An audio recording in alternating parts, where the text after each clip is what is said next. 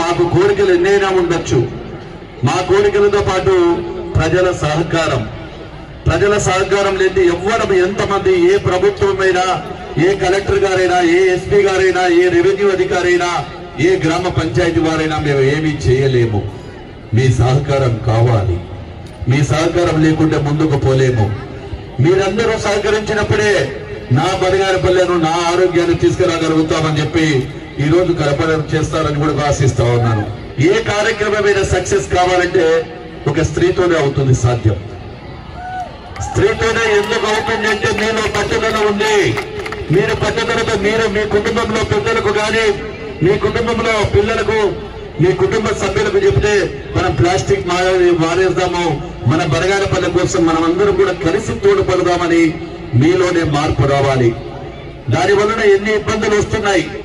Plastic ఈరోజు చూశారు. నేను 5 సంవత్సరాల తర్వాత మళ్ళీ శాసనసభ్యుడిగా అయినాక మొట్టమొదట బరగాలపల్లె టౌన్ కోసము చూసినప్పుడు నేను ఎన్నికల ప్రచారంలో భాగంగా వీధి తిరగడం జరిగింది. ప్రతి ఇంటిని పరిచయం చేసింది.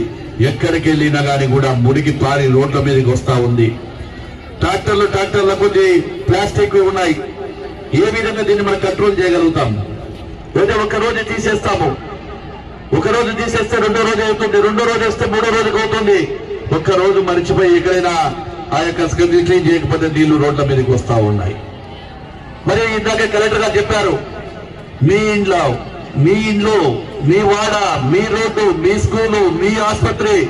చాలా చక్కటి సందేశం ఇచ్చారు మేడం. ఎందుకంటే చాలా మంది ఉదయాన్ని కలిచేసింది. అది చాలా మంది మొహాలలో మీరు చెప్పేటప్పుడు నేను చూస్తా ఉన్నా. మీరు స్పీచ్ ఇస్తున్నారు కానీ అక్కడ స్పందన వస్తా ఉంది. ఆ స్పందన వచ్చిందంటే మార్పు ఖచ్చితంగా కనపడుతుందనేటువంటిది ఒక ఆశాభావం. ఆ వ్యాధికి మూలమైనటువంటి వేరు ఈ ప్లాస్టిక్. ఆ వేరుని తీసేస్తే మనకు ఖచ్చితంగా కూడా మన ఆరోగ్యాలు బాగుపడతాయి, మన కుటుంబాలు సంతోషంగా ఉంటాయి. ఎవరు ఆరోగ్యంగా బతకాలంటే ప్లాస్టిక్ లేకుండా కూడా చేయాలి. దీని వలన మన ఆరోగ్యంతో కాపాడుకుంటాం. అదేవిధంగా మన పరిసర ప్రాంతాలను బాగు చేసుకుంటాం. అదేవిధంగా మన గ్రామాన్ని కానీ, మన వీధిని కానీ మనమందరం కూడా పరిశుభ్రంగా ఉంచుకోవడానికి అవకాశం వస్తుంది.